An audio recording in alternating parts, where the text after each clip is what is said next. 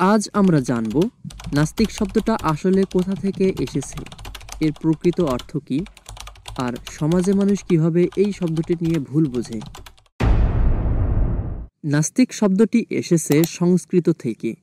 না মানে না এবং অস্তি মানে আছে, অর্থাৎ যিনি বিশ্বাস করেন না যে ঈশ্বর বা আত্মা আছে তাকে নাস্তিক বলা হয়।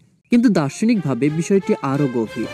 প্রাচীন ভারতে নাস্তিক শব্দটি ব্যবহার হতো সেই সব দর্শনকে বোঝাতে যারা বেদকে সর্বোচ্চ সত্য বলে মেনে নিত না, যেমন চরবাক দর্শন, বৌদ্ধ ধর্ম ও জৈন ধর্ম। তারা ছিল নাস্তিক, তবে তারা ধর্মীয় বা নৈতিক নীতিতে বিশ্বাস করত। আজকের সমাজে নাস্তিক শব্দটি প্রায়শই অপমান করার জন্য ব্যবহার হয়। যাকে ধর্মে বিশ্বাস নেই তাকেই সাধারণ মানুষ নাস্তিক বলে দাগিয়ে দেয়। কিন্তু প্রকৃতপক্ষে কেউ যদি একটি ধর্ম মানে না, সে নাস্তিক হতে পারে।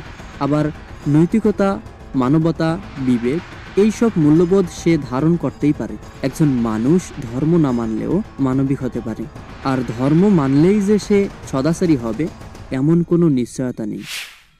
আমরা প্রায়শই ভুল করি, কাউকে নাস্তিক বলেই ধরে নিই সে খারাপ, অথচ একজন মানুষ বিজ্ঞান মনস্ক হলে, প্রশ্ন করলে, ভাবতে চাইলে তাকে অনেকেই নাস্তিক বলে গালি দেয়। এটা ঠিক নয়।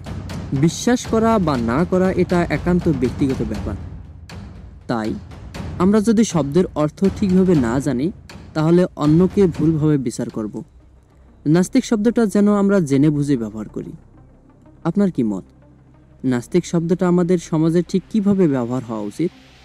নিচে কমেন্টে জানাতে ভুলবেন না। ভিডিও ভালো লাগলে লাইক, কমেন্ট, শেয়ার আর অবশ্যই সাবস্ক্রাইব করে পাশে থাকুন।